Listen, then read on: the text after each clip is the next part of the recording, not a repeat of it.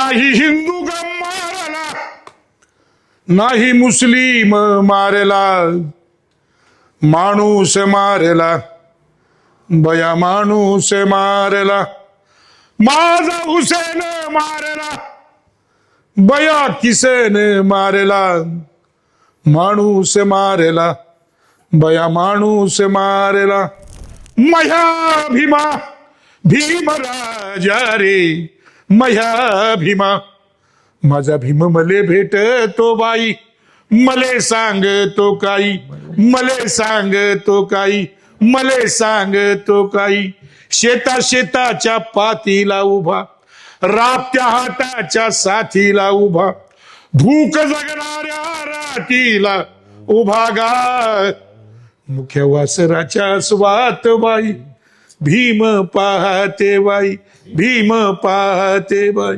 भीम पाहते बाई.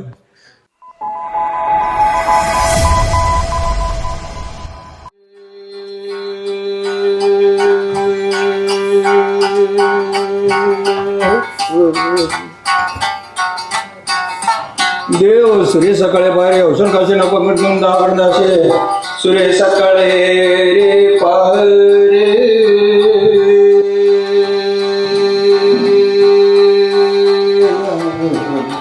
रात्रावती वरतून गेले सूर्य सकाळी पहारे लागले उन्नी डोकरी उन्हा पडले किरणे डोकरी किरणा पडले गाय गोदना सारे पारण्याला औषण काशी नको मिटून दासे वरतून गेले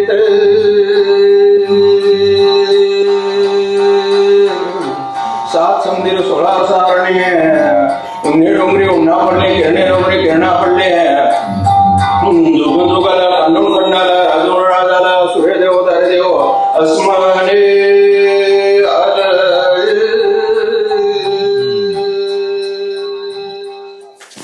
खरं म्हणजे दुसरं आहे रे आपल्या सोबत ज्यांची आता मी मुलाखत करणार आहे लोकशाहीर संभाजी भगत हे आत्ताच आपल्याला कल्पना आहे की नुकतंच मे मध्ये विद्रोही साहित्य संमेलन होतंय त्याचेही ते भावी अध्यक्ष आहेत तर त्यांचा सत्कार मी करतो.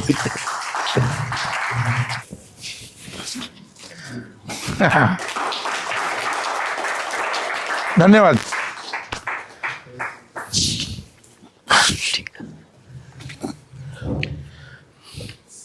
खरं म्हणजे सेशनला थोडं उशीर झालेला आहे. आता आयोजकांनी सांगितलं की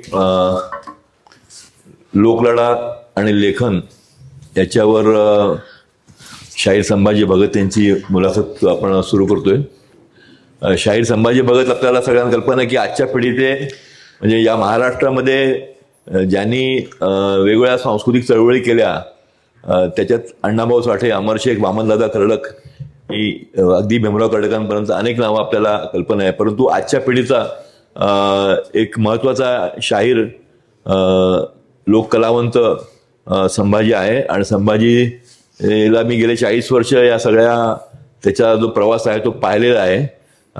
तर त्या अनुषंगाने आपण मला असं वाटतं की जरी विषय लोकलढा आणि हे असलं लेखन तरी देखील मला असं वाटतं की इथे प्रेक्षकांमध्ये अनेक जण आहेत की ज्यांना संभाजी भगतांची पार्श्वभूमी बहुतेक माहीत नसावी.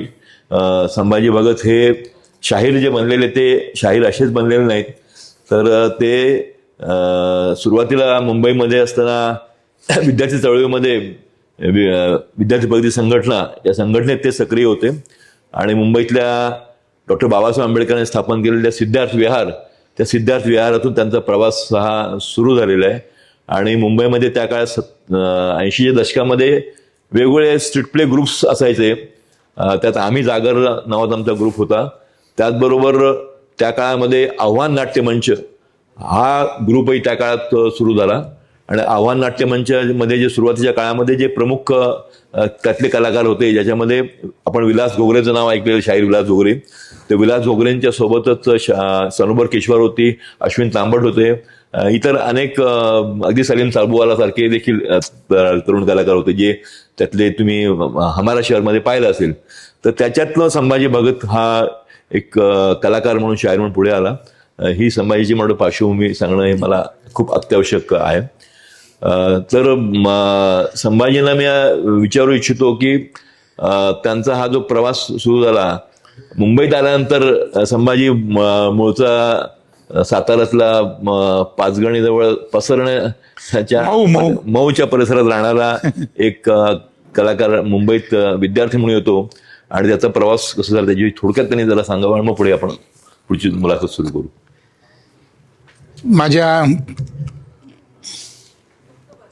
हॅलो, काय करायचं एवढं. अरे वा. माझ्या प्रिय भावंडांनो, सर्वांना सविनय जय भीम जय संविधान. मला प्रश्न विचारलेला की तुमची पार्श्वभूमी थोडक्यात सांगा.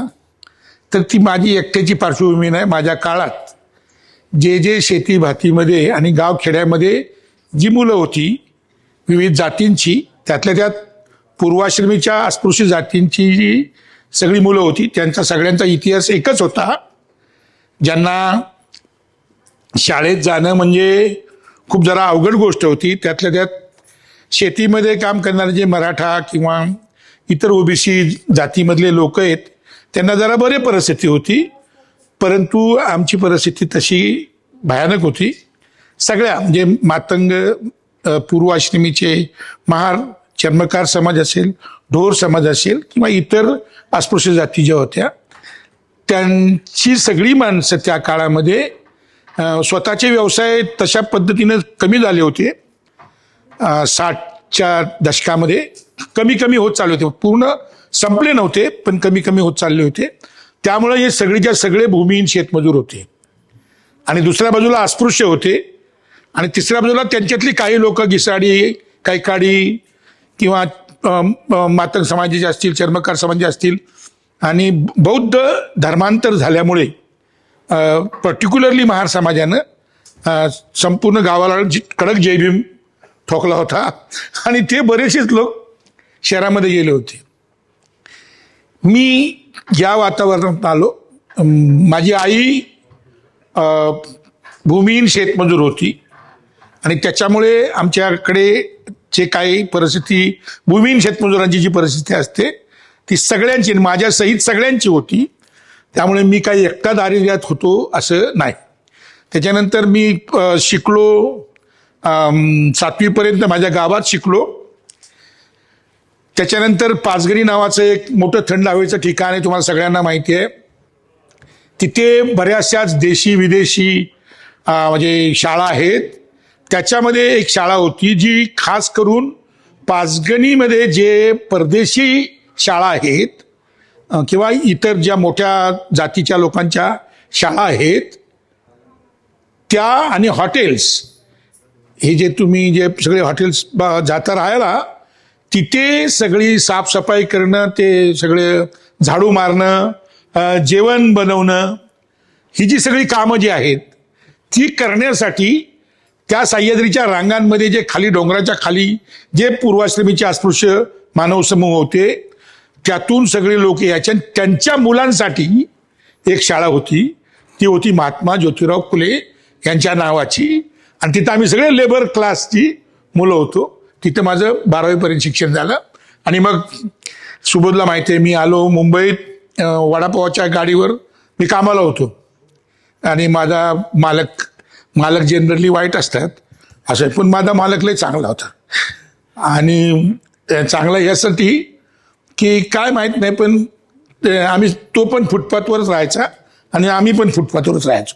म्हणजे पैसे त्याच्याकडे होते पण तरी पण फुटपाथवर राहत होता. आणि म्हणजे फुटपाथवर राहणं म्हणजे काय, बहुतेक लोकांना आता काही ते सांगत नाही बसत मी, पण त्यांनी मला बघितलं माझं मार्कलिस्ट 12वीचं आणि त्यांनी सांगितलं की लेखा तुला चांगले मार्क आहेत, तुझ्या जातीच्या शाळेत तुला पाठवतो. तो मराठा होता जातीनं, पण काय माहीत नाही पण गडी लय भारी होता.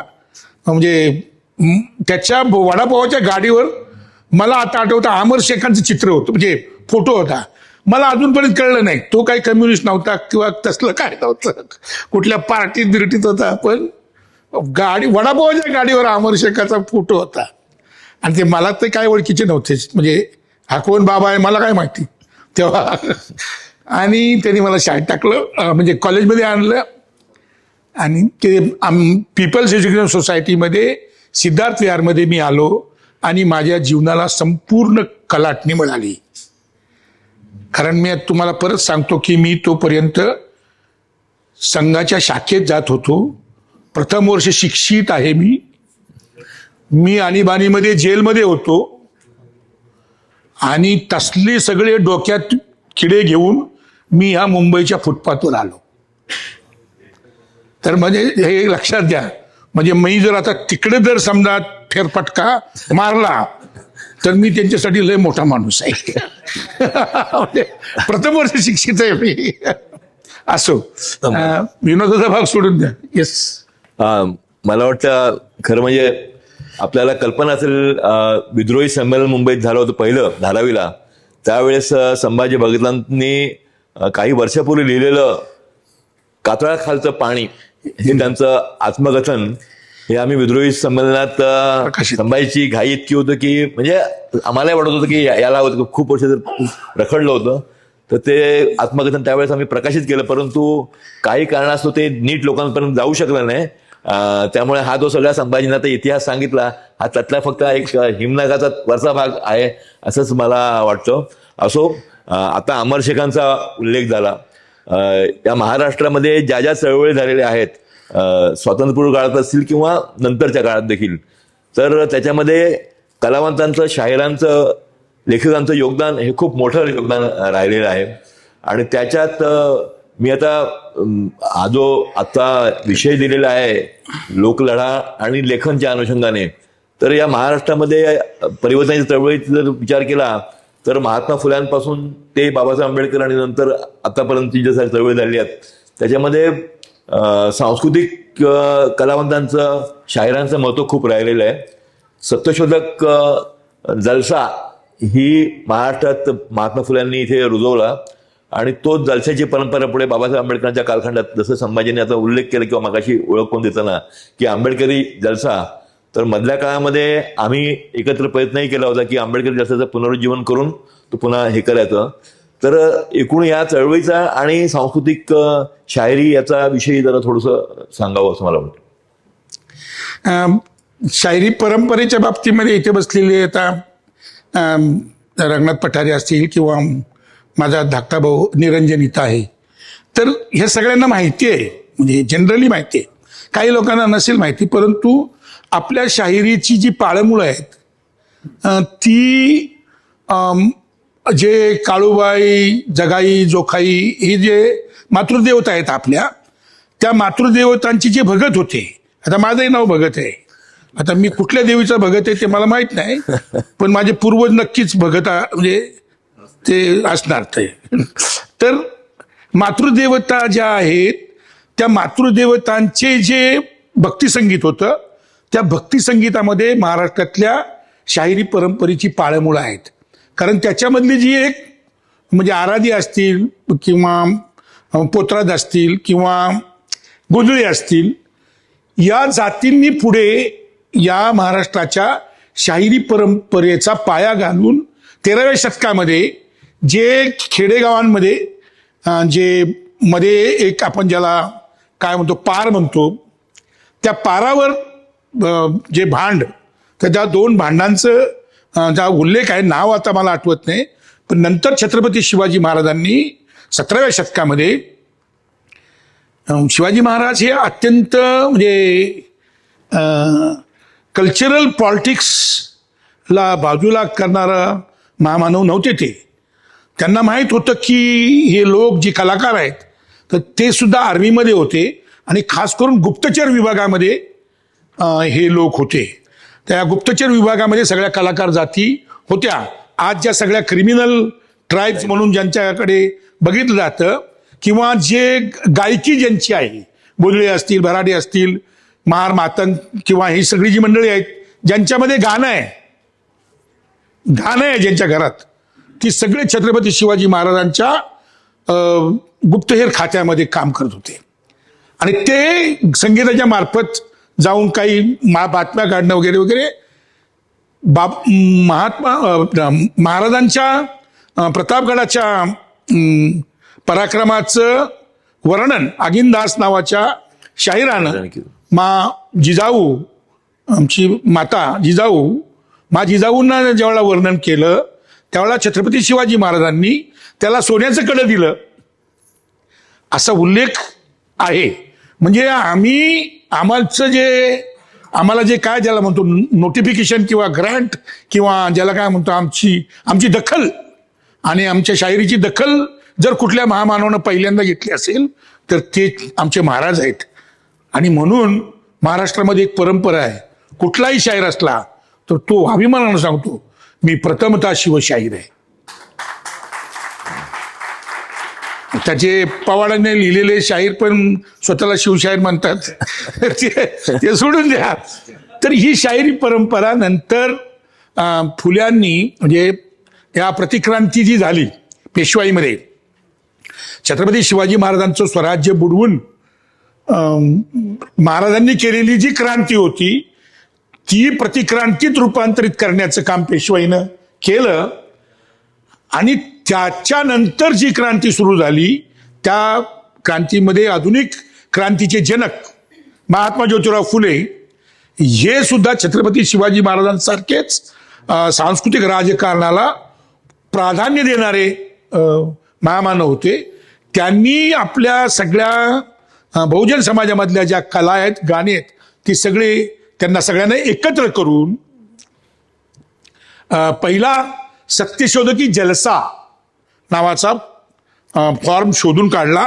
आणि दुसरे जे मंडळी होते ज्यांनी स्त्रियांच्या विरोधामध्ये किंवा दलितांच्या विरोधामध्ये काही जे कारस्थानं केलेली आहेत त्यांची नाव वगैरे मी काही घेत नाही. तर असू द्या, ते आता कोणी नाव कशाला घ्यायची, आणि इथं सगळी शानीच माणसं आहेत.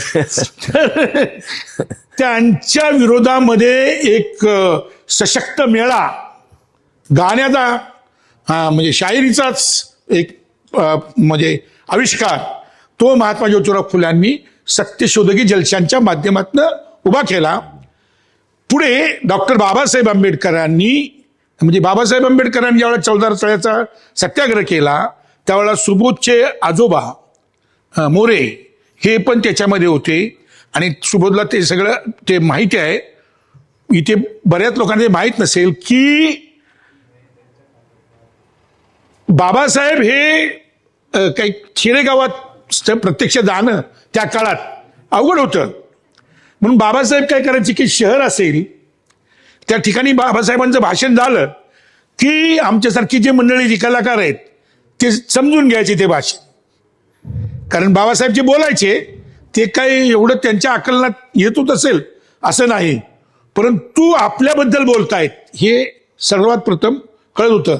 आणि बाबासाहेबांनी जी काही मांडणी केली होती, कास्ट इन इंडिया असेल किंवा त्याच्या आधी प्रॉब्लेम्स ऑफ रुपी असेल किंवा बहिष्कृत भारत त्यावेळेस मूकनायक सुरू झाला, त्याच्यामधले हे वाचून, त्याच्यामधल्या बातम्या वाचून, त्याच्यामधले लेख वाचून जी कुणी गिनीचुने लोक होते ते लोक तमासगीर त्यांनी जो काळाराम आपला याचा 14 तळ्याचा सत्याग्रह आहे त्याचा प्रचार आणि प्रसार हे केलेला आहे. आणि याच्यामध्ये सुबोधचे जे आजोबा आहेत त्यांचाही खूप मोठा सहभाग त्या कामात आहे. सुलभा टिपणीस असतील किंवा सुलभा टिपणीस, चित्रे, चिटणीस ही सगळी मंडळी त्यात होते. आणि तेव्हा बाबासाहेबांचे ते जलसे सुरू झाले तर त्या जलशांच्या बद्दल जी आता ऐतिहासिक माहिती सगळी लोक गोळा करतायत, इथे धम्मसंगीनी बसलेली आहे, तिला पण माहिती आहे की म्हणजे त्या लोकांनी आता खरं तर रिसर्च करून हे लिहिणं गरजेचं आहे. कारण त्या काळामध्ये कसं होतं निरंजन की महाराजांना गाडीत घ्यायचे नाहीत, मग ढोलकी ते डफ तुंतुन आणि ते सगळं खांद्यावर घेऊन एका गावावरून दुसऱ्या गावाला, आणि तिथं ऑडियन्स कुणाचा, फक्त महाराजांचा. बाकीचा माणूस यांचं काहीतरी महाराजांचा कालवा चाललाय म्हणून तिकडे बघायचं सुद्धा नाही. तर एवढं कमी ऑडियन्स असताना की एका गावावरून दुसऱ्या गावाला जाऊन एक काम केलं ते आंबेडकरी जलशांनी खरोखर या देशातल्या सांस्कृतिक क्रांतीचा पाया घातलेला आहे. त्याच्यानंतर ही महाडची जी भूमी आहे त्या महाडच्या भूमीमध्ये जलसाकारांचं खूप मोठं इथं पेव फुटलं. भीमराव कर्डक असतील किंवा बरेचसेच लोक. हे जे काळाराम मंदिराचा सत्याग्रह 5 वर्ष चालला त्याच्यामध्ये लोकांनी दगडं खाल्ली आणि त्याचा प्रचार आणि प्रसार या भूमीत, ही भूमी खरंच खूप महत्वाची भूमी आहे. नाशिक जी आहे ही खूप महत्वाची भूमी आहे, कारण या भूमीमध्ये आंबेडकरी जलशाचा विकास झाला. पाया जरी 27च्या आधी थोडा झाला असला, 1927च्या आधी, तरी खऱ्या अर्थानं आंबेडकरी जलशाचं ज्याला काय म्हणतो फुलोरा किंवा त्याचा मोहर जो आला तो मोहर या भूमीनं दिलेला आहे. आणि ती सगळी इथली जी तमासगीर सगळी जी मंडळी आहेत ती होते. आणि विशेष म्हणजे महार बटालियन मधनं रिटायर झालेले लोक जे होते ते सुद्धा जलशामध्ये होते. तर ही जी पार्श्वभूमी आहे आंबेडकरी जलशांची. त्याच्यानंतर आंबेडकरी म्हणजे 1920 ते 1930 हे दशक भारताच्या इतिहासासाठी अत्यंत महत्वाचं दशक आहे. या दशकामध्ये पहिली 1920 साली एक मोठा चेंज झाला, ते म्हणजे ते टिळक गेले आणि गांधी आले. आता ते कसे आले काय झाले ते मी काही सांगत नाही, टिळकांनी काय केलं वगैरे तेही काही सांगत नाही, समजून जावा. त्याच्यानंतर दुसरी एक महत्वाची गोष्ट आहे ती म्हणजे 1924 साली CPI कम्युनिस्ट पार्टी ऑफ इंडियाचं इकडे आले. 1925ला त्यांची पण कानपूरला स्थापना झाली. RSSची स्थापना नागपूरला झाली. आणि दुसरी एक महत्वाची घटना घडली म्हणजे महामानव डॉक्टर बाबासाहेब आंबेडकर यांचा प्रभाव, किंवा महामानव बाबासाहेब आंबेडकर हे भारतातल्या मोठ्या नेत्यांना माहीत पडायला लागले.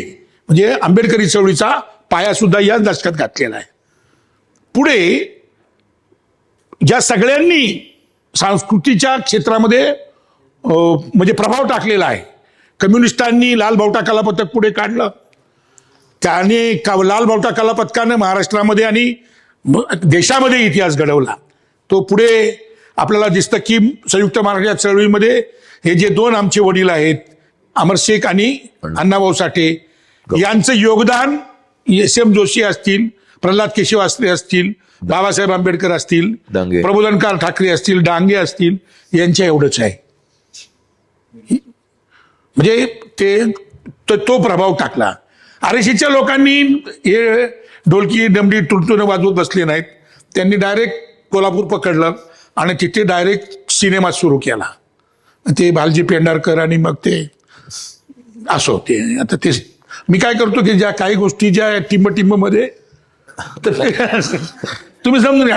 त्यांनी काय केलं की ते शहाणे होते किंवा त्यांच्याकडे रिसोर्सेस होते ना, त्यांनी डायरेक्ट ते घेतलं आणि त्यांनी इतिहासाची तोडमोड म्हणजे पहिला हत्यार हातात आल्याबरोबर पहिले इतिहासाची तोडमोड करायला घेतली. म्हणजे जे शिवाजी नंतरच्या काळामध्ये आम्हाला शिकवले गेले आणि त्याच्यासाठी आम्हाला पुन्हा शिवाजी अंडरग्राऊंड लिहावं लागलं, तो चुकीचा शिवाजीचा पाया हा 1940 पासून त्या लोकांनी घालायला सुरुवात केली. आणि इतका भयानक तुकाराम म्हणा, शिवाजी महाराज यांच्या इतिहासाचं डिटॉर्शन हे त्यांनी केलं. त्याच्यानंतर समाजवादी पक्षाचे लोक आले, सोशलिस्ट, त्यांनी सुद्धा शाहिरी परंपरा सुरू केली. आंबेडकरी जलशांची एक परंपरा होती. स्वातंत्र्याच्या चळवळीसाठी लढणारे जे काँग्रेसचे लोक होते त्या काँग्रेसचे पण कलापथकं होती आणि कलापथकं होती आणि शाहीर होते. म्हणजे काँग्रेसनी पण, आता मी पश्चिम महाराष्ट्रातला आहे, आमच्या सातारा जिल्ह्यामध्ये 42च्या लढ्यामध्ये जेवढं काम भूमिगीतांनी केलेलं आहे किंवा नाना पाटलांनी केलेलं आहे तेवढंच काम शाहिरांनी केलेलं आहे. परंतु काय होतं की 42चा लढा म्हटलं की आपल्याला एक 4-5 नाव आठवतात, पण हे गावगाना फिरणारे जे कलाकार होते, हे जे शाहीर होते, त्यांची नावं निशाण कुठं नाही. पण मी तुम्हाला सांगतो निरंजन, मी ज्या खेड्यातनं येतो किंवा ज्या विभागातनं येतो, गावागावात शाहीर हे तिथली परंपरा आहे. आता धम्मसंगीने आहे त्या पुण्याच्या, तो पण भाग शाहिरांचा प्रदेश आहे. तर ही जी सगळी जी आहे ना फुल्यांच्या सत्यशोधकी चळवळीची ती राहिलेली काय त्याला म्हणतो धग, आणि ती धग पुन्हा स्वातंत्र्य संग्रामामध्ये पुन्हा थोडीशी तेजस्वी झालेली आहे असं दिसतं. गवाणकर आहेत, गवाणकर त्यातून पुढे आले. गवाणकर पुढे आले. तर ही जी सगळी मंडळी आहेत, त्याच्यानंतर बाबासाहेब आंबेडकरांच्या प्रेरणेतनं धर्मांतर झालं, आणि धर्मांतरानंतर पुन्हा आंबेडकरी चळवळीनं कव्वालीचा प्रयत्न केला, संगीत पार्ट्या, त्याच्यानंतर डिजनरेशन झालं. पण हे जे सगळे जे मोठे गायक आहेत, वामनदादा असतील, प्रल्हाद शिंदे असतील, किंवा गोविंद मशिलकर, बाकी हे सगळे मोठी मंडळी जी पहाडासारखी होती, पण ते कव्वालीमध्ये अडकले, आणि ती कव्वाली नंतर डिजनरेट झाली, गायन पार्ट्या डिजनरेट झाल्या, भीमभक्ती, आणि मग स्त्रियांच्या बाबतीमध्ये वाईट साईट बोलत बसणे किंवा गाणी म्हणत बसणे, हे मी बघितलं आपण सगळं. मला त्यात संभाजी त्या बोलणाऱ्या धरून सांगायचं की 70च्या चळवळीचा आणि एकूण ह्या क्रांतिकारी गीतांचा असेल, शायरीचा असेल, हा खूप जवळचा संबंध राहिलेला आहे. म्हणजे आता जसा उल्लेख झाला की संयुक्त महाराष्ट्र चळवळीमध्ये अण्णाभाऊ, अमरशेख, गवाणकर या सगळ्या लोकांनी ते एक दुसरीकडे वसंत बापट सारखे असतील किंवा लीलाधर हेगडे वगैरे ही समाजवादी परंपरेतले शाहीर होते, यांनी देखील त्या तऱ्हेने काम केलं. परंतु 70-80-70ला पॅन्थर निर्माण झाल्यानंतर, विशेषतः त्याच्या आधीच दलित साहित्याची सुरुवात महाराष्ट्रामध्ये झाली होती. अस्मिता नावाचं एक नियतकालिक सुरू झालं होतं, आणि त्याच्यातनं अनेक लेखक लिहायला लागले ते. परंतु दलित पॅन्थरच्या चळवळीने, म्हणजे आता आपण अण्णाभाऊंचं नाव घेतो, अण्णाभाऊंना देखील खऱ्या अर्थाने जी एक हे मिळालं, म्हणजे त्यांचा सन्मान जो मिळाला, हा पॅन्थरच्या चळवळीच्या बॅकग्राऊंड मिळाला. दलित साहित्य चळवळ जेव्हा उदयास आली त्यानंतरच अण्णाभाऊ, कारण ते कामगार चळवळीतून आलेले शाहीर होते, ते लेखक होते, त्यांच्या कादंबऱ्या प्रकाशित झाल्या होत्या, परंतु त्या कादंबऱ्यांना त्या तऱ्हेचं त्यांना साहित्यिक म्हणून मान्यता मिळत नव्हती. पण दलित साहित्य निर्मितीनंतर ह्या सगळ्या गोष्टी झाल्यात. तर साहित्य आणि चळवळ या दोन्ही हातात हात घालून जेव्हा पुढे येतात, तेव्हा त्याच्यातून अनेक लेखक, कवी पुढे येतात. तर त्याच्यामध्येच मला असं वाटतं की 70-80 पर्यंत हे सुरू होतं. जसं आता संभाजींनी उल्लेख केला की डिजनरेशन जे झालं आंबेडकर चळवळीच्या मध्ये, तर त्याचा एक कारण असलं की पॅन्थरच्या नंतर तो जो काही संबंध कालखंड हे झालेला आहे की चळवळ ओसरली, पुरोगामी चळवळ पण ओसरली, आणि दलित पॅन्थरची चळवळ उसरली, त्यानंतर सुरू झालेलं आहे. तर याबद्दल म्हणजे काय एक शाहीर म्हणून किंवा कलावंत म्हणून काय निरीक्षण आहे? कोणतंही साहित्य असेल किंवा संस्कृतीतल्या गोष्टी असतील, खास करून लेखन असेल, गायन असेल, चित्रकला असेल, ह्या ज्या अभिव्यक्त होणाऱ्या ज्या कला आहेत, परफॉर्मिंग आर्ट सगळ्या, त्याचा अत्यंत महत्वाचा संबंध हा त्या काळातल्या ज्या चळवळी आहेत त्या चळवळीशी आहे. कोणतीही कला जी माणसाला पुढे घेऊन जाते, जी माणसाला रस्ता दाखवते, मानव समाजाला चांगलं भविष्य दाखवते, त्या कलेचे रूट्स, त्याची मुळं ही त्या काळामध्ये मानव मुक्तीच्या ज्या चळवळी उभ्या राहिलेल्या असतात त्याच्यात असतात. एकदा चळवळ डळमळीत झाली की त्याचा सांस्कृतिक दिवा विसतो. म्हणजे चळवळ हे राखेल आहे, आणि ते दिवा जी आहे, ती वात जी आहे ती वर दिसते, ती सांस्कृतिक आहे. म्हणजे मुळं जी आहेत ती फार महत्वाची आहेत. आता जे आंबेडकरी चळवळीचं झालं ते लेफ्ट त्यांचंही झालं, समाजवाद्यांचंही झालं, पण हे कधी दिसतं? 90 नंतर खूप दिसतं. अगदी म्हणजे 80 पर्यंत आपण सगळे एकत्र होतो, आपण बघितलं जागरमध्ये आम्ही सगळे काम करत होतो. 90 नंतर जाणवायला लागलं की काहीतरी प्रॉब्लेम झालेला आहे. तो काय नेमका प्रॉब्लेम झाला होता? तर दोन गोष्टी. एका बाजूला उत्पादन व्यवस्था जी आहे ती बदललेली आहे या काळामध्ये. लोक म्हणतात ग्लोबलायझेशन झालं, पण ग्लोबलायझेशन बरोबर टेक्नॉलॉजीमध्ये पण एक बदल झाला होता. आणि त्या टेक्नॉलॉजीचा बदल जो होता तो आता इंग्रजीमध्ये त्याला म्हणतात की द डिस्ट्रक्चरायझेशन ऑफ प्रोडक्शन सिस्टम. म्हणजे संरचना जी होती, उत्पादनाची संरचना जी होती, उत्पादन व्यवस्थेची जी संरचना होती ती डिस्ट्रक्चरलायझेशन झालं. कसं झालं, मी हिंदुस्तान फेरोडो नावाची एक ब्रेक बनवणारी कंपनी होती, तिथं नाईटला कॅन्टीनमध्ये काम करायचो. आणि पठारे साहेब तिथे 10,000 कामगार होते सोबत. आणि तिथं ब्रेक बनायचे, ब्रेक आणि ते काय रे बाबा त्याला काय बोला, गिअर ना, गिअर बनायचे. आणि 10,000 होते. आणि मी तिथे 2 वर्ष नाईटला काम करायचो, कॅन्टीनमध्ये आपलं जे काय पडेल ते काम. आणि 90 म्हणजे त्या हळूहळू त्या कंपनीमध्ये ऑटोमेशन आलं आणि 10,000 कामगार काढून टाकले, म्हणजे ते डिस्ट्रीब्यूट केले. म्हणजे काही दुसरीकडं, काही कुठं दुसरीकडंच असं त्यांना हे केलं. आणि तिथे एक पार्ट इथं बनतो, एक पार्ट तिथं बनतो, एक पार्ट तिथं बनतो, मग असेंब्लिंग कुठंतरी होते. असलं डिस्ट्रक्चरायझेशन, हिंदुस्तान लिव्हरचं डिस्ट्रक्चरायझेशन मी फार जवळून बघितलेलं आहे. हिंदुस्तान लिव्हर नावाची जे लाल्या साबण बनवते, ते लाईफबॉय साबण, ती लाल्या साबणाची फॅक्टरी ती मरताना बघितली मी. त्याचे संप जे झाले ना, त्याच्यामध्ये दत्ता सामंत ते मला लय शिवे द्यायचे. दत्ता सामंत माझे चांगले, म्हणजे मी एकदमच फटीचर माणूस होतो, पण दत्ता सामंतांना माहित होतं की हे पोरग हाय कामाचं आहे. पण मी जरा आती होतो त्यामुळे तर ते दत्ता सामंतांच्या बरोबर मी थोडंसं काळ काढला. तर त्यांनी काय केलं म्हणजे डिस्ट्रक्चरायझेशन काय केलं की हिंदुस्तान लिव्हर जे आहे ना, त्याची पावडर एका ठिकाणी, त्याची टॅबलेट एका ठिकाणी, रॅबिंग एका ठिकाणी.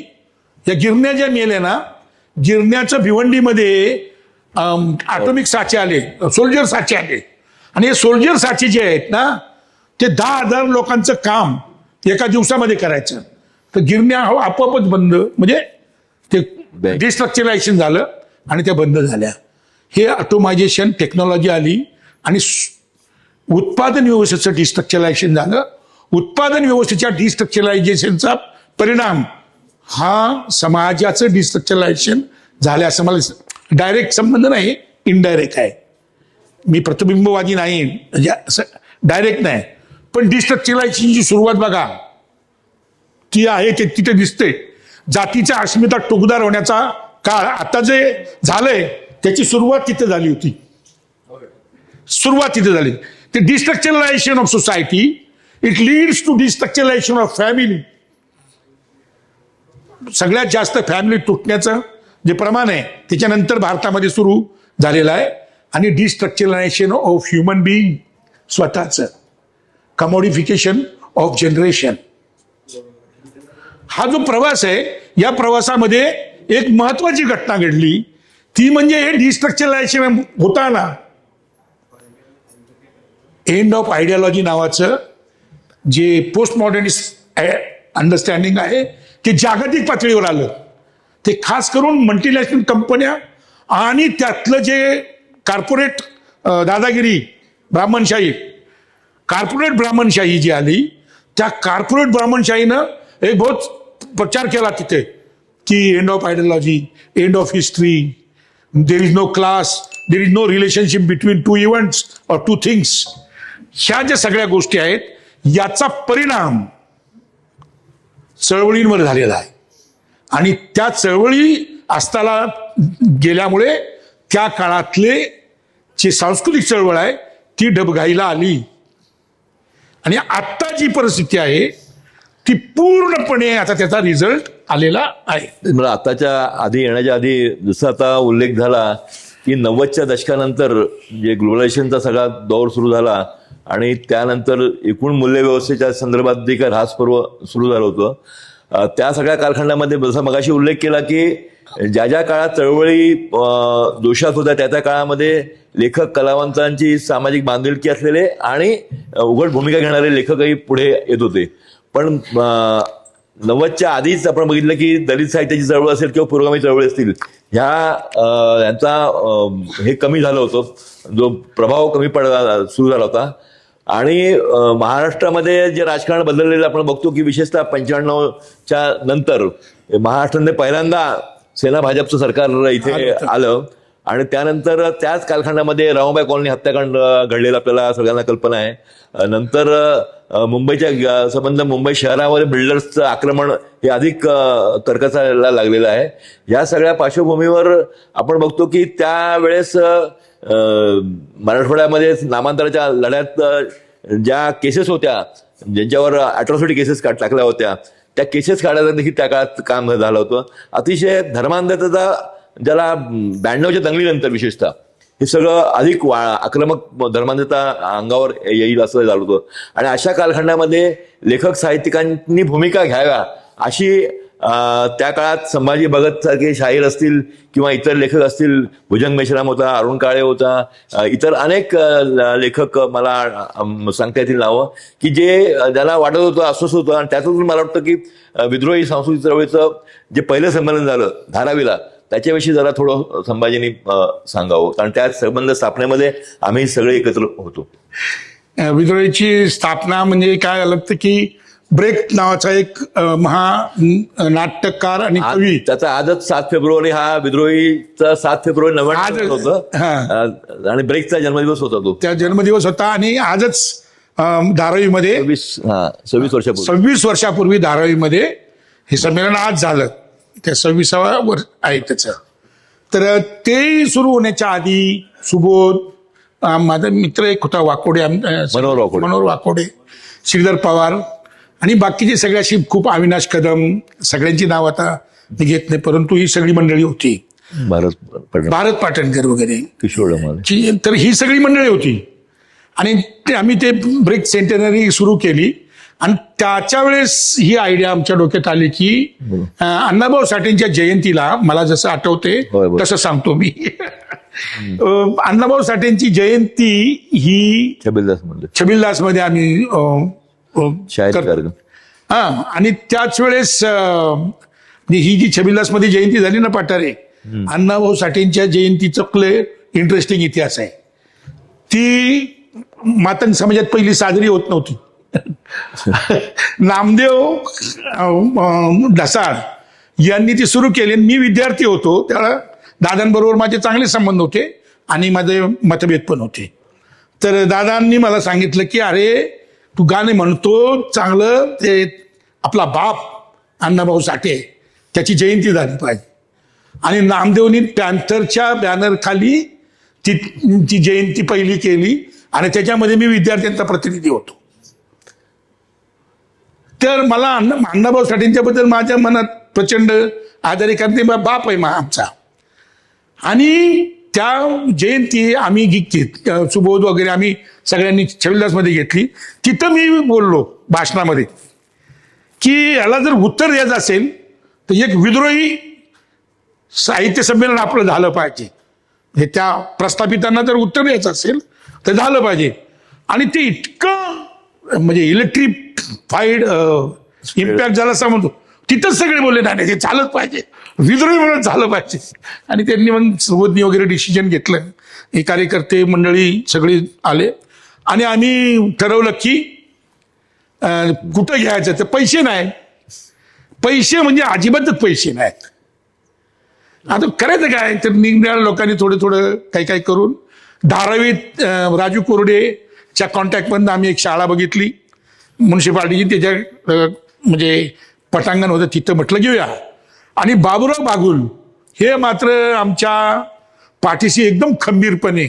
आणि आबांचं कसं होतं, आबांना ज्यावेळेला आम्ही बोललो आणि आबा हे माझ्या डोळ्यात पाणी येते ह्यासाठी, कारण मी जर नाशिकला आलो की मी आबांना भेटायचो ना.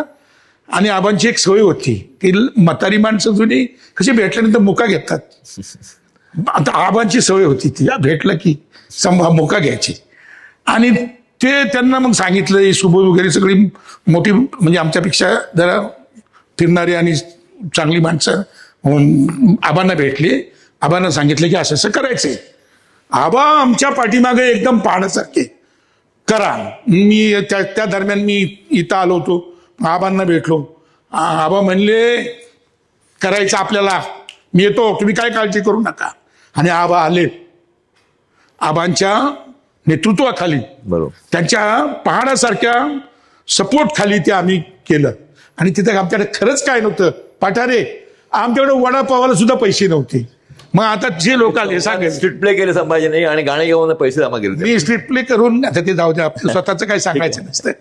म्हणजे स्ट्रीट प्ले जे 10-12 पोरं होतो आम्ही, वस्त्यांमध्ये स्ट्रीट प्ले केले आणि त्यातनं पैसे गोळा करून ते टाकले. पण ह्याच्यामध्ये काही लोकांचे कसे, समजा पाठारे आले तर तिथलं तिथंच माईक घेऊन सोबत सारखे म्हणून, हा पाठारे तुम्ही 10 माणसं जेवायला घेऊन जावा.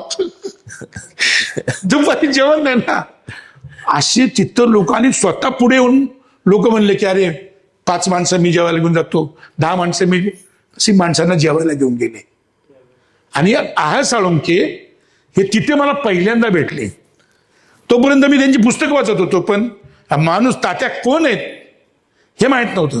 आणि तात्या आल्यानंतर मला तात्या म्हणले तू सांभाळ ना.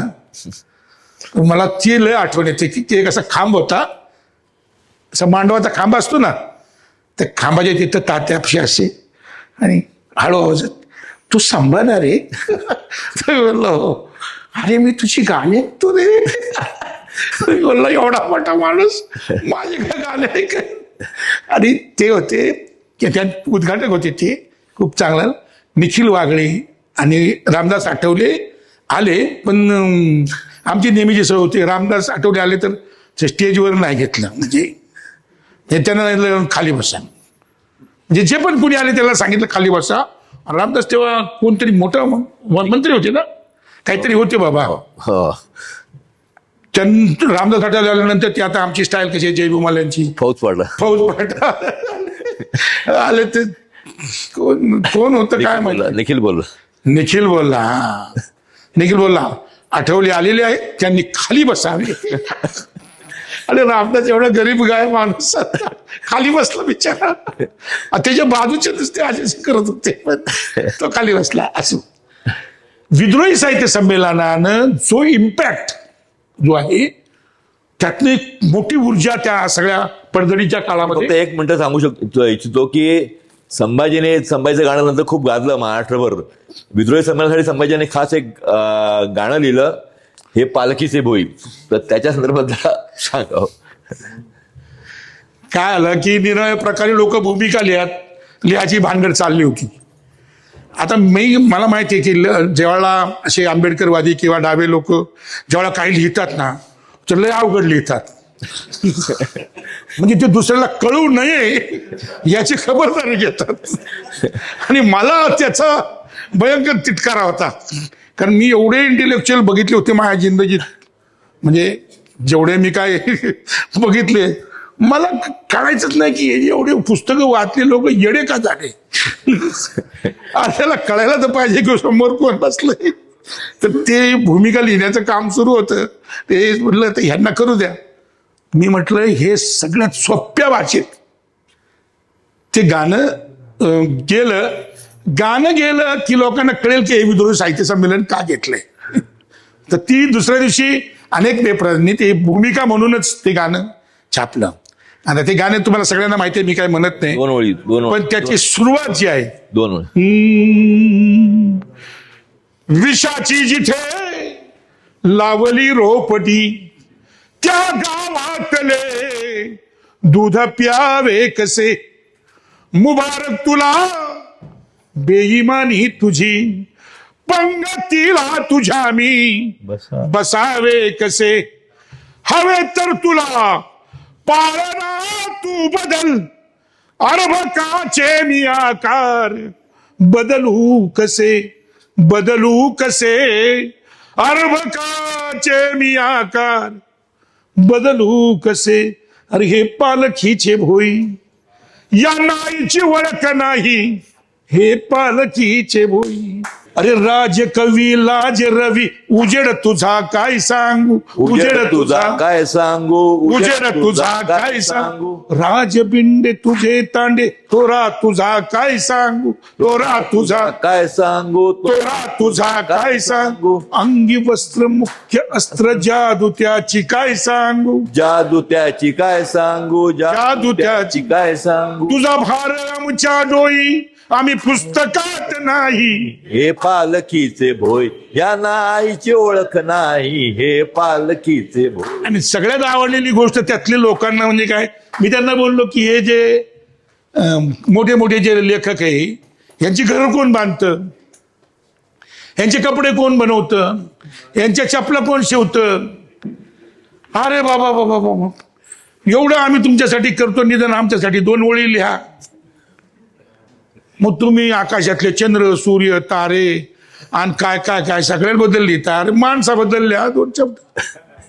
आणि पब्लिकला ते एवढं आवडलं की राजकवीला, म्हणजे ते तर ते सगळं झालं, पण दिसे चंद्र दिसे इंद्र आमची वस्ती नाही लिहिली, दिसे कामिनी गजगामिनी राप्ती माय नाही लिहिली, राप्ती माय नाही लिहिली. आणि म्हणून ते घाल मोड्या दादा तो आमचा कुणी नाही. हे डायरेक्ट डिफरन्सेस, म्हणजे जे पोलरायझेशन आहे ते फुलाने म्हटलं होतं. हा, फुल्यांनी म्हणाले घालमुडा दादा. आपली गाणी आपली लेणी, आपली गाणी आपली लेणी गावोगावी, आपले कवी आपले रवी गावोगावी शोधू चला, आपली लेणी आपली गाणी खडकामध्ये खोलू चला. माणूस घडवण्याची अवकात यांची नाही, हे पालखीची बोई. या गाण्यावरनं गडबड झाली अशी की हे गाणं येऊन झालं आता 25 वर्ष 26 वर्ष. आणि मागच्या वर्षी मला खूप फोन आले, मला धमक्या बिमक्या आल्या. ते कुणीतरी RSSच्या लोकांनी ते भोई समाजाला गिअर अप केलं. मग मी माफी मागितली, म्हणलं तुम्ही माझी भावंड आहात, मला तुम्हाला नाही बोलायचंय, मला तुम्हाला नाही बोलायचं म्हणलं. ते गाण्याच्या पहिल्या इंट्रोडक्शन मध्ये काय लिहिलं ते काय नाही ते भोईला. हा, मग तुझा आता कार्यक्रमच करतो. तो म्हणला तर काय, तुम्ही मला मारलं तर काय प्रॉब्लेम नाही, माझीच माणसं मला मारायला येणार आहेत, मारा म्हणलं बाबांनो, दरवाजा उघडा आहे माझा. पण मी ते आता म्हणजे काय करणार, माझ्या माणसांना जर त्रास होतोय तर असं अनेक लोक आहेत की जे असे आता टोकदार झाले अस्मिता, आणि ते टोकदार झालं ते वापरतात, कधी कधी आपलीच माणसं आपल्या विरुद्ध ते वापरतात. मला याला धरूनच सांगावं असं वाटतं की संभाजीचं दुसरं एक गाणं आहे ते आपण काही लोकांनी ऐकलेलं आहे. हे गाणं 92-93च्या मुंबईचे जे दंगल हे झालं, दंगल म्हणायच्या मुंबईमध्ये हिंसाचारच मोठ्या प्रमाणात झाला होता, तर त्या पार्श्वभूमीवर लिहिलेलं गाणं इनकी सूरत को पहचानो भाई. आता खरं म्हणजे हे गाणं आपण गातोय अजूनही, पण अजून त्यांच्या लक्षात आलेलं नाहीये.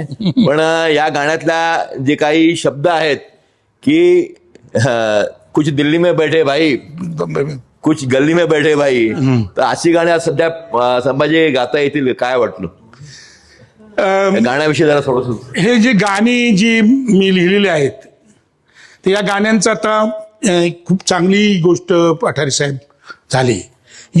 जोपर्यंत म्हणजे तुमच्या कलाकृतींची दखल आंतरराष्ट्रीय पातळीवर घेतली जात नाही तोपर्यंत तुम्हाला कुणी पुत्र विचारत नाही. हा, आता मी रिसेंटली जे अमेरिकेमधली एक महत्वाची 5 विद्यापीठं, त्याच्यामध्ये मिशिगन आहे, हार्वर्ड आहे, कोलंबिया आहे, ही सगळे या विद्यापीठांमध्ये गाण्यांच्या बद्दल बोललो मी. तर ते ह्याचं उत्तर देण्याच्या आधी ती पार्श्वभूमी मी यासाठी सांगतो. त्याच्यानंतर युरोपमधली जी सगळी 12 विद्यापीठं मोठी, स्कॉटलंड पासूनची सगळी, आणि लंडन मधली जी विद्यापीठं आहेत, म्हणजे जिथे बाबासाहेब शिकले, म्हणजे लंडन स्कूल ऑफ इकॉनॉमिक्स असेल किंवा ग्रेझिन असेल किंवा तिथली केम्ब्रिज असेल, या सगळ्या विद्यापीठांमध्ये, सोयास आहे, ससेक्स युनिव्हर्सिटी आहे, या सगळ्या विद्यापीठांमध्ये मी गेलो. आणि तिथे ही भूमिका त्यांनी मला विचारलं की तुम्ही गाणं आणि हे सगळं जे लिहिता हे नेमकं काय आहे. तर मी म्हणलं की आमचा प्रोटेस्ट आहे, हे प्रोटेस्ट आहे. आणि तुमच्याकडे इंडियन म्युझिक म्हटल्यानंतर तिकडे एक गैरसमज आहे. इंडियन म्युझिक म्हणलं म्हणजे 4 सतारीचे बोल वाजले की दिस इज इंडियन, संपला. आणि फोक म्हणलं ना, अक्षय फोक म्हणले काय माहितीये का, भांगडा गरबा दगडगा, म्हणजे तिथलं इथलं फोक. मी त्यांना सांगितलं की आणि त्यांची भारताबद्दलची जी इकडच्या लोकांनी जी मिसकन्सेप्शन जे करून ठेवलं ते काय माहितीये का, इंडिया म्हणलं की ते लगेच त्यांच्या डोक्यामुळे काय तर की प्रत्येक झाडाखाली एक साधू बसलेला आहे, ध्यानस्थ बसलेला आहे आणि तपश्चर्या चाललेली आहे. अरे बाबा, इंडियामध्ये माणसं लग्न करतात, माणसं शेती करतात, माणसं मारामाऱ्या करतात, तर काही इंडिया आहे का तर शांत बसलेला. तर मला एका अमेरिकन पोराने विचारलं की what is your image? See, I see India as in every tree, under every tree there is a sadhu, Swamiji is worshipping God, they are just talking to God. तो म्हणला अरे बाबा माझं नाव भगत आहे, my name is Bhagat, I very close contact with God and not only God, goddess also. I every day I talk to him. तर हे जे इमेज आहे ती तोडण्यासाठी भारतामध्ये जाती अंताचं किंवा लिंगभेदभावाच्या विरोधातलं वर्गांताचं जे म्युझिक आहे ते प्रोटेस्ट म्युझिक तिकडे पोचलंच नाही. जसं ब्लॅक लोकांनी निरंजन त्यांचं जॅज असेल किंवा त्यांचं जी काही 25 वर्ष त्या लोकांनी रॉक आणि जॅज आणि यांनी 25 वर्ष युरोपवर राज्य केलं, जॉन लेनिन आणि बाकीचे बिटल्सवाल्यांनी. ते सगळे कोण होते? वर्किंग क्लास, सगळे गोरगरीब पोरं होते, ब्लॅक होते. अरे आमचं नावच नाही तिथं. मी म्हटलं इंडियन प्रोटेस्ट म्युझिकचं हे नोंद झाली पाहिजे. आणि मग त्यांनी मला मिशिगनला जे बोलवलं ना, हे आपल्या इकडे बँगलोरमध्ये एक म्युझियम आहे, म्युझिकचं म्युझियम आहे. तिथे माझं म्युझिकचं एक दालन आहे, मला दुसऱ्याच कोणतरी सांगितलेलं आहे, मी अजून बघितलं नाही. आणि गदरचं पण आहे. तर हे जे आहे ना, तर हे ठीक आहे, पण जोपर्यंत आंतरराष्ट्रीय होत नाही ना तुम्ही, कल्चरल पॉलिटिक्सचा मुद्दा जो आहे तो जोपर्यंत आंतरराष्ट्रीय विद्यापीठांच्या विचारपीठांवर मी मांडला नव्हता तोपर्यंत ते. आता प्रत्येक ठिकाणी धम्मसंगीनी कल्चरल पॉलिटिक्सचा पेपर द्यायला लागले पोरं. हे माझ्यामुळे नाही झालं, ऑलरेडी ते होतं, नुसतं तोंड फोडणं एखाद्या विषयाला. आता एक गाण्याच्या बद्दलचं जे आहे की इनकी सूरत को पहचानो भाई, हे गाणं प्लस माणूस मारला हे गाणं, ही दोन्ही गाणी बाबरी मस्जिद शहीद झाल्यानंतर मी कुर्ल्याच्या झोपडपट्टीत राहत होतो. कुर्ल्याला बैल बाजार आहे, बैल बाजाराच्या एका झोपडपट्टीमध्ये, पत्र्याच्या झोपडपट्टीमध्ये मी राहत होतो. आणि तिथे सुबोध, तुला माहिती आहे की ते आपण सांताक्रूजवरनं येतो, सांताक्रूजवरनं आल्यानंतर तिथं ते मैत्री जाळायची जी जागा आहे, सोनापूर गल्ली आहे, त्या सोनापूर गल्लीतनं मी येत होतो. आणि संजय सिंघवी नावाचा माझा मित्र आत्ताच कॅन्सरने वाढला, फार मोठा माणूस, त्याच्याबद्दल सेपरेटली काहीतरी बोलेन. फलपान जवळचा माणूस. बाबरी मस्जिद पाडली तेव्हा 6 डिसेंबरला मी चैत्यभूमीवर होतो. आणि चैत्यभूमीवर मला कळलं की बाबरी मस्जिद पडली आणि माझ्या डोळ्यात पाणी आलं. म्हटलं हा देश 50 वर्ष पाठीमागे गेला. मला म्हणजे मन खाली करत असलं की मी संजयकडे जायचो. Sanjay very close friend of mine, अतिशय चांगला माणूस, अतिशय श्रीमंत माणूस. प्रभात नावाचा त्याचा बंगला होता नेपिंशी रोडला. ते बंगला सोडून तो ठाण्याच्या तिकडे राहिला पहिला, त्याच्या आधी वडल्याच्या झोपडपट्टीत राहिला तो. आणि सुप्रीम कोर्टाचा खूप मोठा लॉयर, नंतर सगळे कामगारांची सगळे जे लढे आहेत ते असो, त्याच्याकडे गेलो मी. तर तो व्यथित होता. तो म्हटला की आपण भारत आपला 50 वर्ष पाठीमागे गेला. रात्रभर आम्ही दोघेजण बोललो आणि मी सकाळी निघालो तर सोनापूर गल्लीमध्ये पठारे मी त्याच्यानंतर हे लावून गेलो. ही जी गाणी लिहिली ना त्याच्या पाठीमाग हा प्रसंग आहे.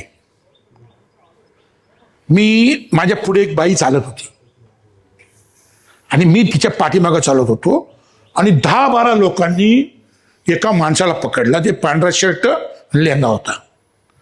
त्याला पकडला 10 लोकांनी आणि एवढा मोठा दगड या डोक्यात घातला, त्याचा ते मेंदू बाहेर पडला आणि ते हसत होते. आणि बॅकग्राऊंडला शिवाजी महाराजांचा फोटो. आणि त्या ते बाईनं बघितल्यानंतर ती ओरडली मोठ्यानं, त्याला उलटी सारखं झालं, कारण एवढी मोठी हिंसा बघितल्यानंतर ती. आणि त्या बाईला काही सुचलं नाही, तिने माझा हात धरला, कारण तिला वाटलं तर आपलं पण हेच होईल. मी बोललो बहन किधर जाने का तुमको. आणि मला इतकं म्हणजे डिप्रेशनमध्ये म्हणजे भयंकर घाबरलो मी भयंकर घाबरलो, जीवाला नाही. की माणसाचा तो तडपडला ना तो माणूस. म्हणजे तुम्ही मर्डर कधी बघितली की नाही माहित नाही मला. कुणी इथल्या लोकांनी मर्डर कुणी बघितली असली तर तुम्ही बघा. म्हणजे मी धारावीतला नाही मी धारावीत बघा म्हणजे बघू नका. मी धारावीतला असल्यामुळे मी मर्डर बघितलेले आहे. म्हणजे मर्डरी झालेले मी बघितलेले आहे. म्हणजे आमच्या गल्लीमधनं म्हणजे चाकू भुसकून मारून माणसं पळाले, माणूस तडपडतोय, पडलेला आहे रक्ताच्या थारोळ्यात. तर पण हे भयानक होतं. 10 माणसं एका माणसाला धरतात आणि 2-4 माणसं ते दगड उचलतात, डोक्यात टाकतात. मी आश्मयुग वाचलं होतं, शिकवत होतो आश्मयुग. मला लक्षात आलं की माणूस आश्मयुगातच पोहोचलेला आहे. त्याची जी काही भावना आहे किंवा त्याचे जे मेंदू आहे, तिच्या जाणीवा नेणीवा ह्या इतक्या विकसित झाल्यानंतर पुन्हा म्हणजे तो पराभव भयानक होता. मी आलो तर मला डिप्रेशन सारखं झालं आणि मी 5-6 दिवस जेवलो नाही, बोललो नाही कुणाशी. आणि घरच्या लोकांना जरा वाटलं की काहीतरी वेगळंच आहे. मग ते आनंद पटवर्धन आहे, तो माझा मित्र आहे जवळचा, आनंद शबाना. हे लोकांनी काय केलं होतं तिकडे गोरेगावला रहिवासी ते तिथं त्यांनी रिहॅबिलिटेशन सुरू केलं होतं, कॅम्प लावला होता. मग आनंदला फोन केला तर आनंदनी मग सांगितलं की त्याला इकडे पाठवून द्या. मी गेलो आणि जेव्हा मग शबाना वगैरे सगळे भेटले त्यांनी, आणि मी तेव्हा विचार करायला लागलो की ही भानगड काय आहे.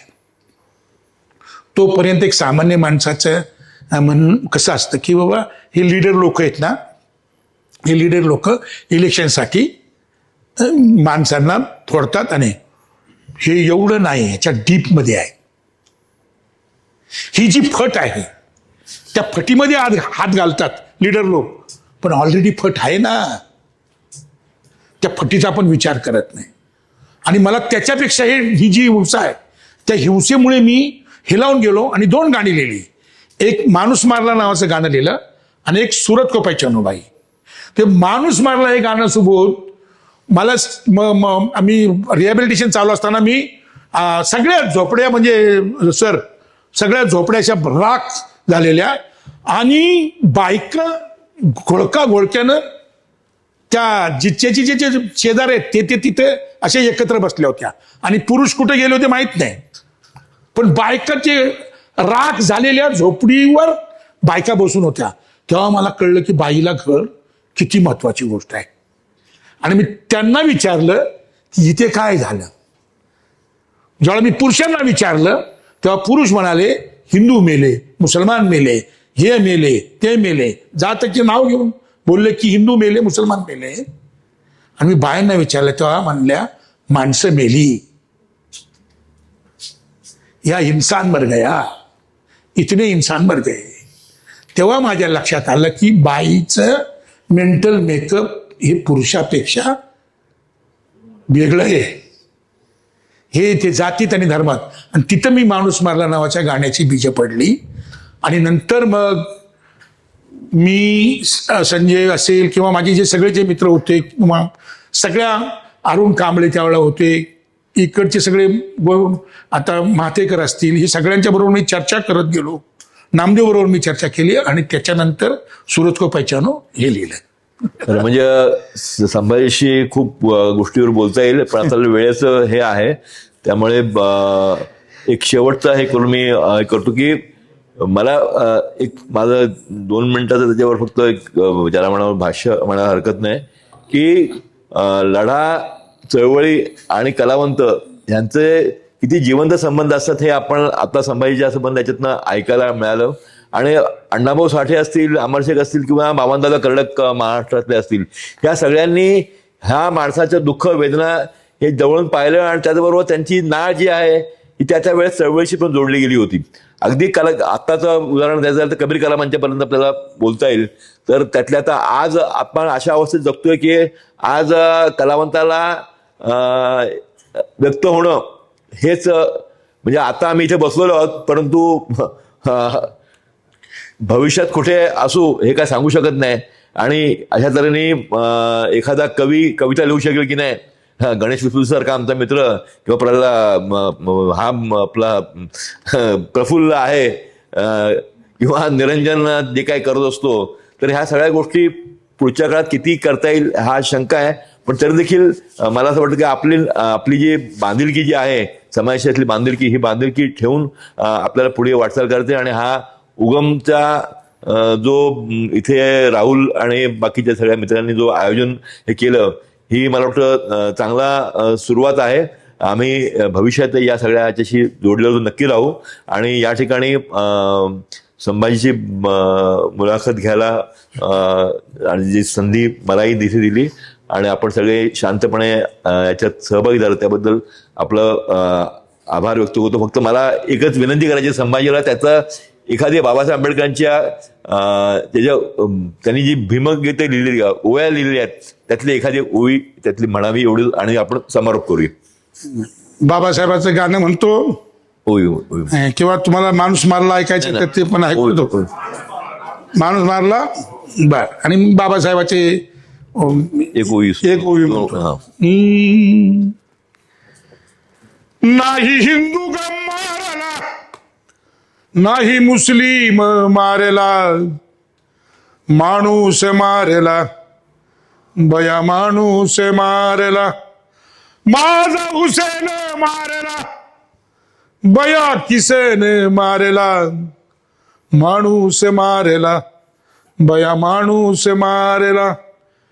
त्यांची हत्यारे रक्ताची फौज बांधली भक्तांची, त्यांची हत्यारे रक्ताची फौज बांधली भक्तांची, त्यांनी सिंहासना पुढे खऱ्या देवाला कापला, माणूस मारला बया माणूस मारला, माझा हुसेन मारला बया किसन मारला, माणूस मारला बया माणूस मारला.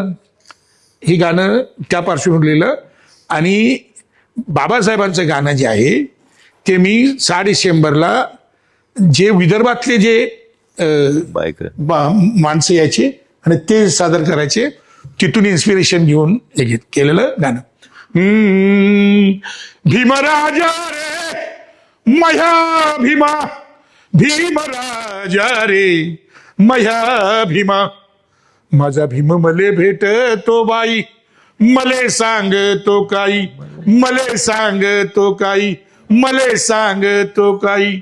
शेताच्या पातीला उभा, राबत्या हाताच्या साथीला उभा, भूक जगणाऱ्या राटीला उभा गा, मुख्य वासराच्या स्वात बाई, भीम पाहते बाई, भीम पाहते बाई, भीम पाहते बाई. भीम पुतळ्यात बंद केला बाई, भीम भजनात मंद केला बाई, त्याच्या वैर्यांनी जर बंद केला गा. भीम माझा रडीतो गा ढाई ढाई, आसू डोई बेडी पायी, वळी वसवांचे कोसळती बाई, अंग अंगची चवताळते बाई. भीम बाजारी आणला ग बाई, त्याची जाहिरात झाली गा बाई, सारे खाटी का जमले गा बाई ग. सुरे सरसर सरसावले, सुरे सरसर सरसावले बाई, चळचळ रक्ताच्या चिळकांड्या बाई, साऱ्या भाळी भिडल्या ग बाई. भीमराजा रे रडू नको बाबा रे रडू, रडू नको राजा, वाटे भीमाचे घातले गा बाई. कुणी मतासाठी विकतो गा बाई, कुणी स्वतःसाठी विकतो गा बाई, कुणी पदासाठी विकतो गा बाई. भीमराजा रे मह्या भीमा, भीमा पुतळ्यातून बाहेर ये बाबा, भीमा भजनातून बाहेर ये बाबा, नवा विचार घेऊन ये बाबा, नव हत्यार घेऊन, आयडियोलॉजिकल, नव हत्यार घेऊन ये बाबा, वार मुक्तीच घेऊन ये बाबा. भीम येणार, भीम येणार, येणार बाई, वाट पाहते बाई, वाट पाहते बाई, वाट पाहते बाई, वाट पाहते बाई, वाट पाहते बाई, वाट पाहते बाई, वाट पाहते बाई.